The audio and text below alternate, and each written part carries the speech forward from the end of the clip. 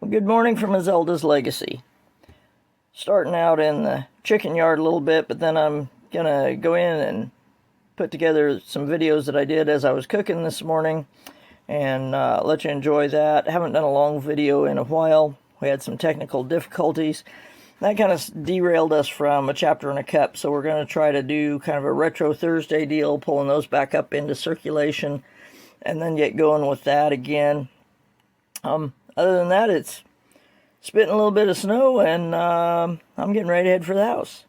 That right there is Prima Donna. We're working on integrating the flock. These little guys over here were kind of getting fussed over by some of the others, so they're in their own coop for the moment. Particularly the rooster was getting a tad bit more beat up by Black Bart than what we would like. Now, that's a little amusing, because that is another one of the Buckeyes, and she's kind of fussing at this girl, which is our one and only hen chick that came out of the Barred Rock mixes. So at any rate, Prima Donna is kind of a special girl. But that was Lisa that chased at her, one of our early Buckeyes. Everybody else has gone in out of the cold, including Black Bart. So maybe she'll go in there too. Maybe they'll all cuddle up in there tonight. In the meantime, I'm going to head back to the house. I don't know as you can see it, but there's a little bit of snow in the air, which was not actually predicted. Just a cold, old, windy day out here on Azelda's Legacy.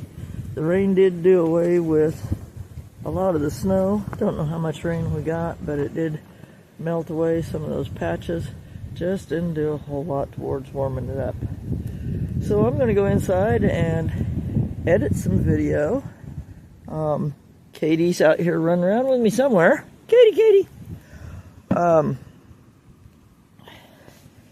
a couple more egg swallows in the coop and gave them their afternoon feed of scraps mixed with water and some of their ground feed. So the chickens are all happy. May have found a home for those 3 roosters.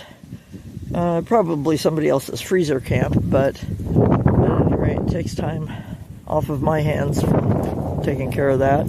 And maybe they'll decide one of them looks like a pretty good rooster to keep. Who knows?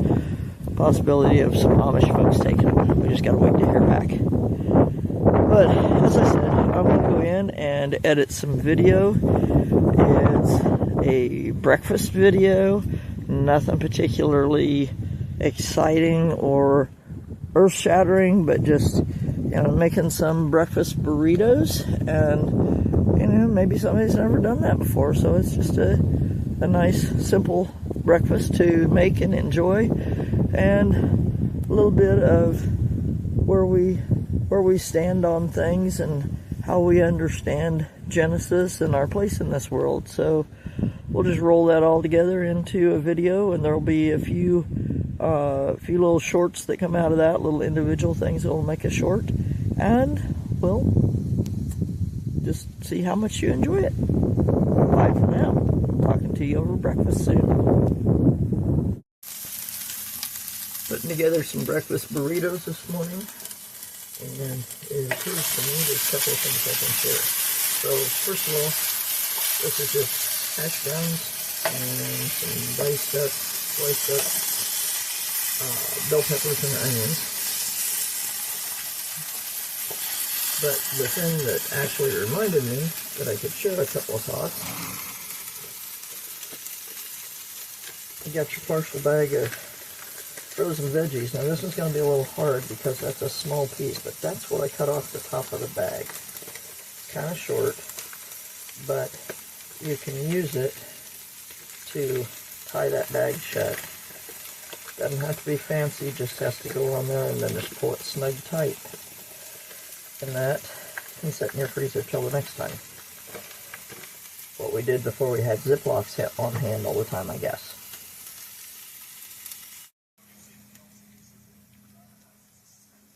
So I have let those brown up a little bit, and going to take them up onto a separate plate so that I can use this skillet for the next step. One of the things that I like about working in an electric skillet is you can literally shove a glass plate underneath it, and if it's loose stuff like this that might be otherwise hard to scoop up, you can just pull it right up the side and drop it right in that plate. No spills, no mess. Working with farm fresh eggs here, ones we raised ourselves, not been refrigerated. Should be perfectly fine, but a thing that you learn over the years is to crack them in one cup and then gather them in another. Now I'm going to scramble these so I don't care if I crack the yolk, broke a yolk. Next egg, not putting it in there, putting it in here. That way, if, whether it's store-bought or farm fresh, that way if I come across an egg that has any kind of a problem, I don't have it in my mix. Say I've got 4 eggs in there already and I dump one right in, may have ruined whatever it was that I was trying to do. And I am kind of cracking these hard because, like I said, I'm going to scramble them anyway. But keeps you from having a wasteful situation.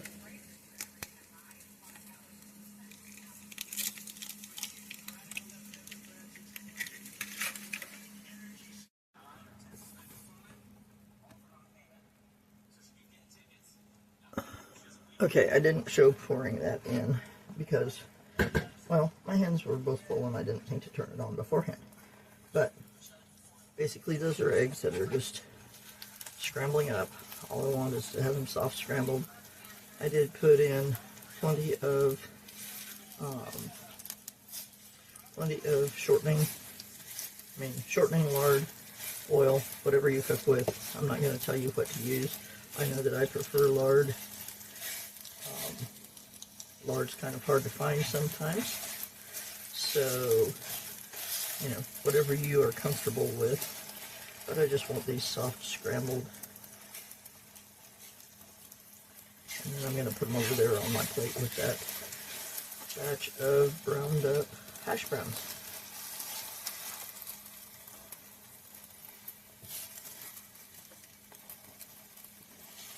Just kind of keeping them moving as they're cooking so that I don't get anything sticking down or real hard cooked or, you know, a big hard, well, not even hard, but just a big chunk that won't be easy to work with as we're making tortillas.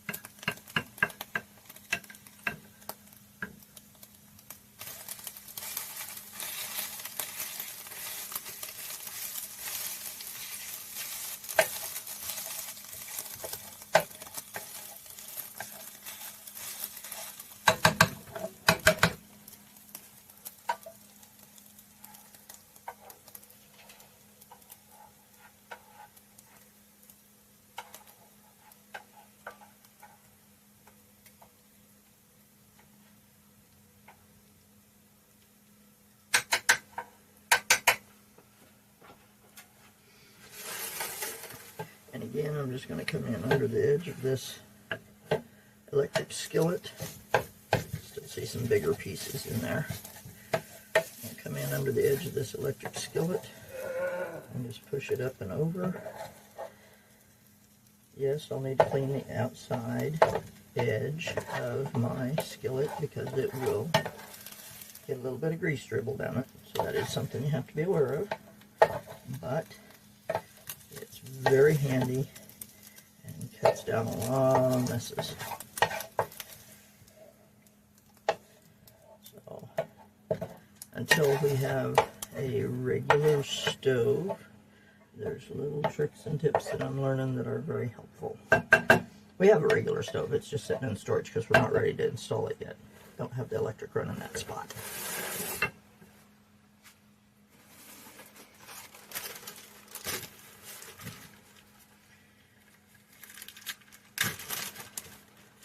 something I didn't used to know. Put that in there for a few seconds, and then pull it out and flip it over so that you've got both sides just a little bit browned and the whole thing is warmer and more pliable.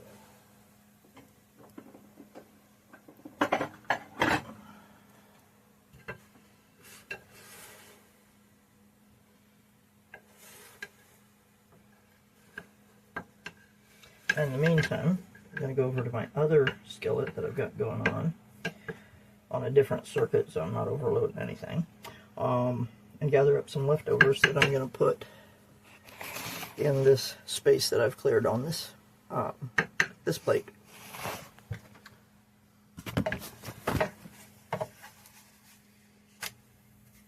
So it's just started to brown up the little bubbled areas. Whoops!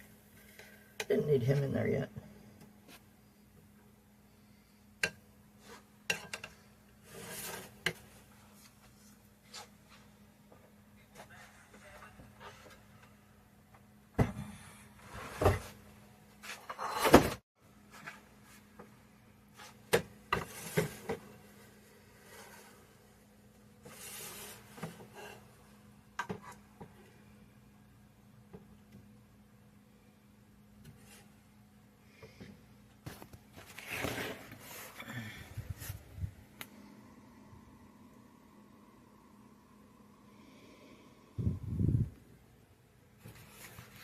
I guess one aspect of this, scooping it right out the side, I think I got that where you can see.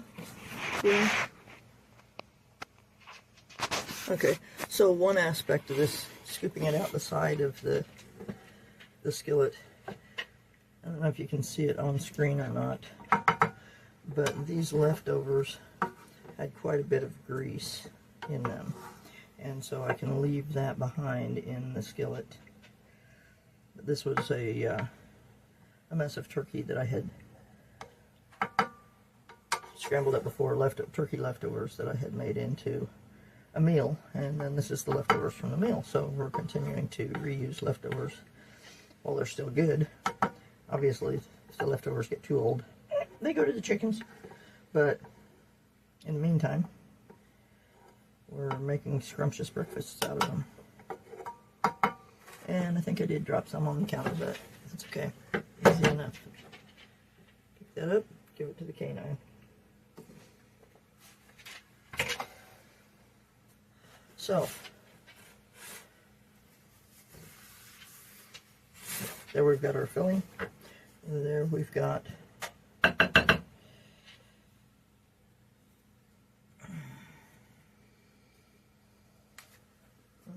wash the finger.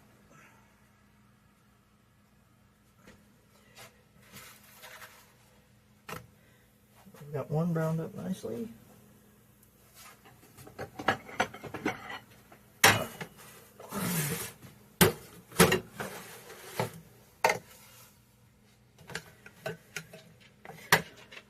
You want to have just a tiny bit of, oh, I didn't bring that over here. See how nice that was browned up? Pulled him out of there.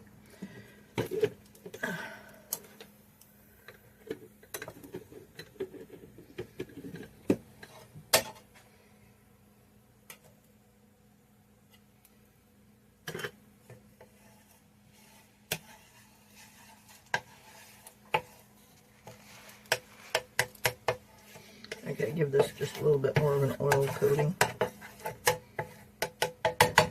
So we don't want the scorch. We just want that nice browned up, warmed, and flexible. That's probably a little bit more than I needed, but I don't think this one mine if it doesn't seem to taste, it seemed to be like it should be.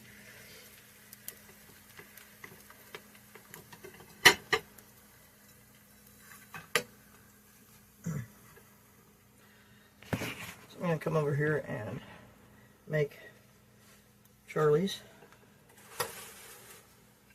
I'm going to use a spoon there.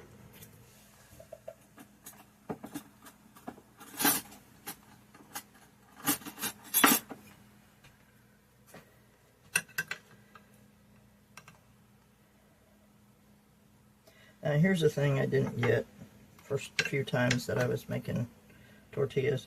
Leave you some space there. You have to have an end to fold over so that you can keep from everything spilling out while you're trying to eat it. And don't overfill it. Oh my goodness. So easy to want to overfill. Oh, this looks good. I'll put on more. Then pretty soon you can't close it.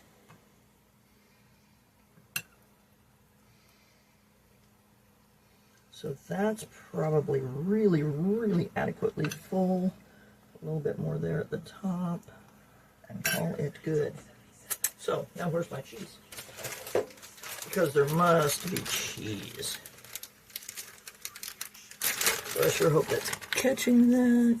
There. If it was, I'll do it again for mine. Speaking of which, go flip the tortilla over, browning up nicely. Put on cheese, and I don't happen to have salsa on hand today, but ranch is our friend, so giving that for a little bit of flavor. Bring your bottom up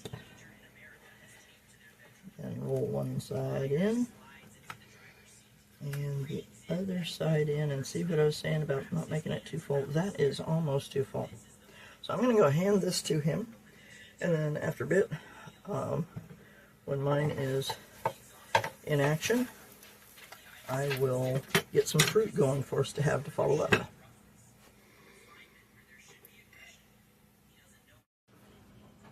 So, I'm going to do mine now, and just in case anybody's fixated on that mess back there, that's from other stuff that I have been cooking, and yes, it will get cleaned up today.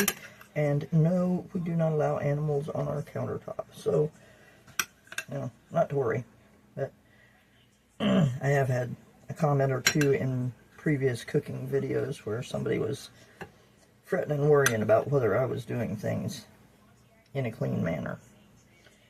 And, yeah, I have been taught to think about those things. I have worked in a professional kitchen and learned to think about those things. So, back to the, well, not only that, but Mom and Grandma were concerned about what things actually went in food.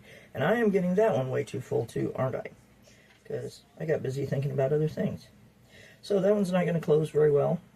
I'm not doing a good job of showing you how to keep them manageable.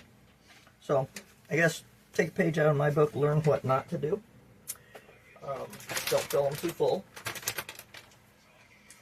Get my cheese and my ranch dressing.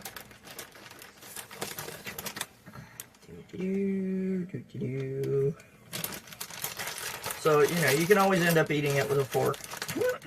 There's that.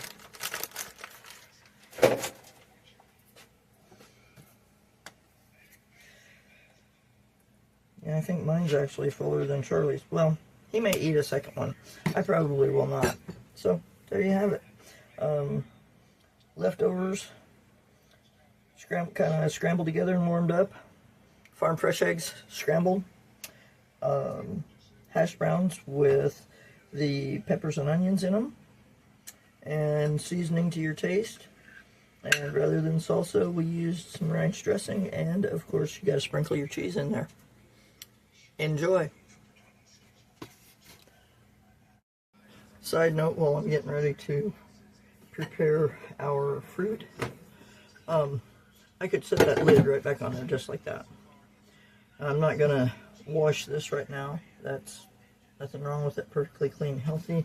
Like I said, I will wipe. I got just a little bit of grease on this side. Actually, not as bad as I thought it would be.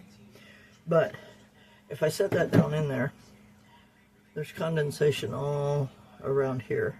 And it's going to be trapped in there. And at that point, you will begin to get a little bit of unhealthy, maybe mold, maybe not mold, but just a little bit of unhealthy bacterial growth. So I leave it like this and let it air out until this is totally cool and that condensation has cleared. before I will set the lid down on it straight. Both of my electric skillets that I currently am using have this vent hole, but I still find this a helpful practice until they are actually fully cooled and the condensation is cleared. So just a side note. Let's see about prepping our fruit. And I see that the wind is picking up outside, so a couple of things I got to get outside and do just as quick as I can finish up breakfast.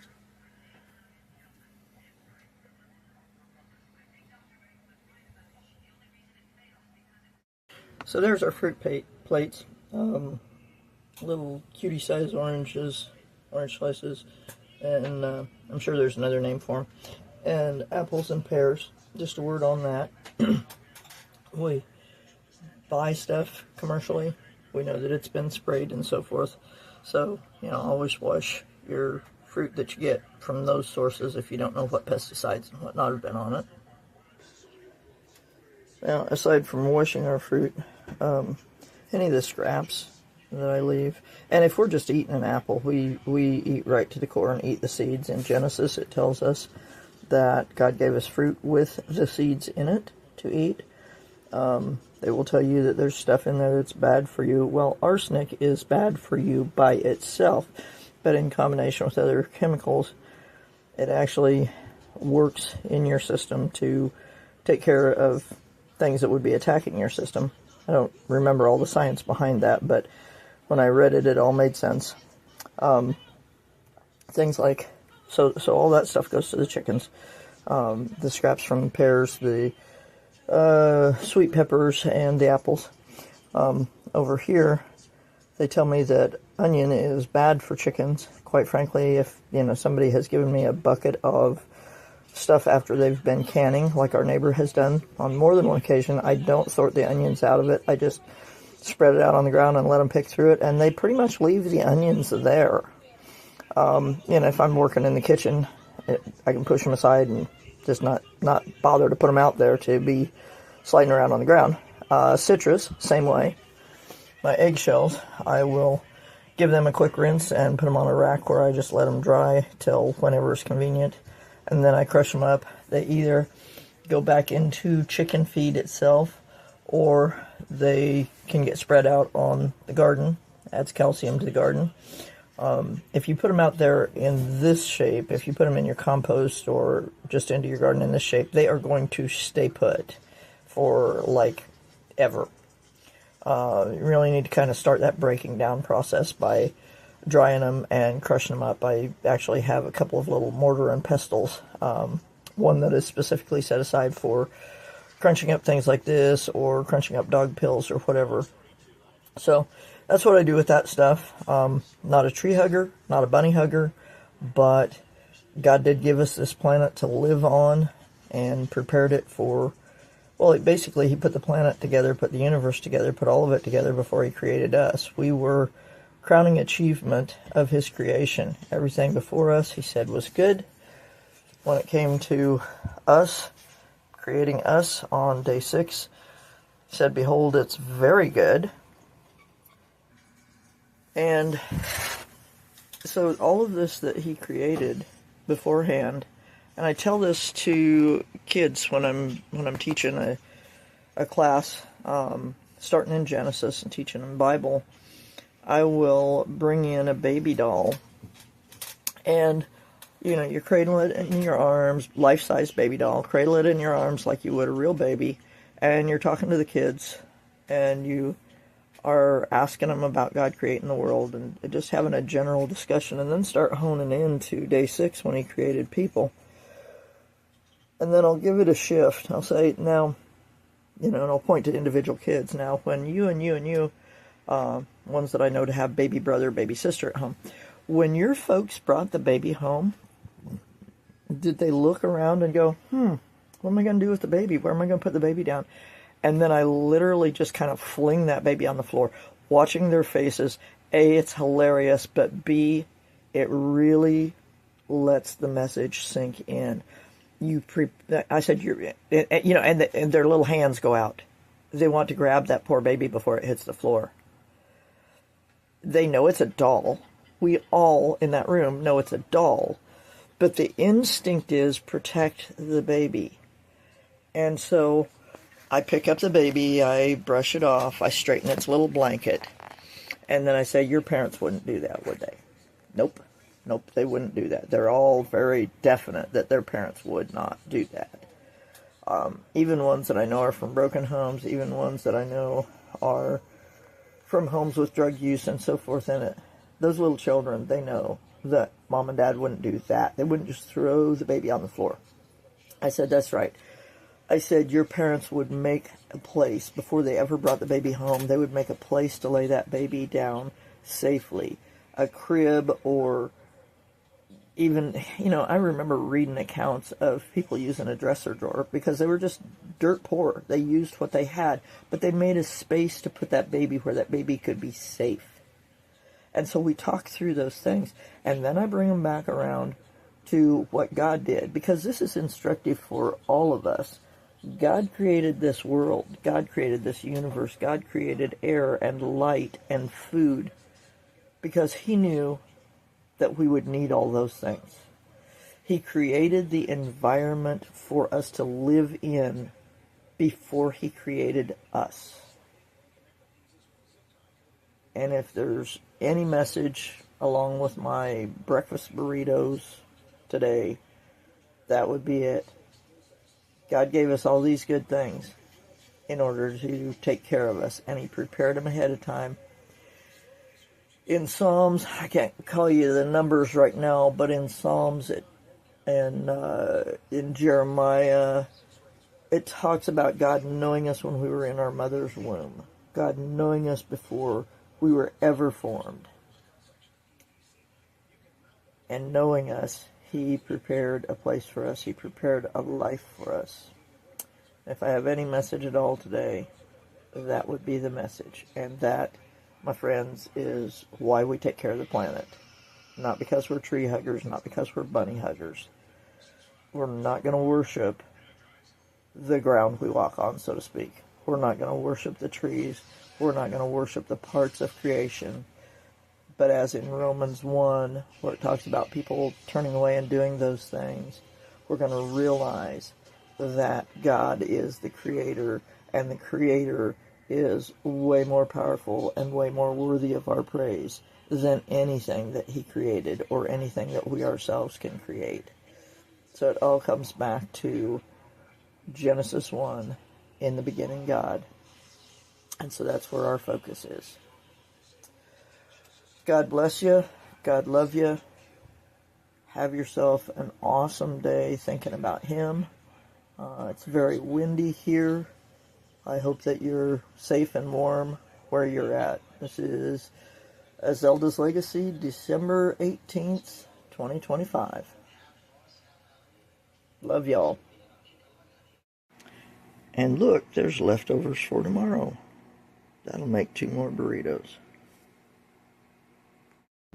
So let's take a quick look at one of the next day's burritos, because I didn't get it browned quite properly. Okay, note to self. I think the heat was fine, but I needed a little bit more oil in that skillet, and maybe a little less time in that skillet. So there's a thought. Don't let them get too crunchy, or they're very hard to eat, because this guy is going to break at the seams and fall apart on me. So it'll be tasty. It'll just be messy. So as I close out this video, say goodbye for now, and God bless from Azelda's Legacy. May we let this time of year remind us that Jesus came, wrapped himself in humanity, became dependent on parents and others for the purpose of bringing us back to the Father. There's more to the salvation story than that, but that's the purpose of it. Restore that relationship with the Father. He created us for relationship with himself. Goodbye, and God bless from Azelda's Legacy.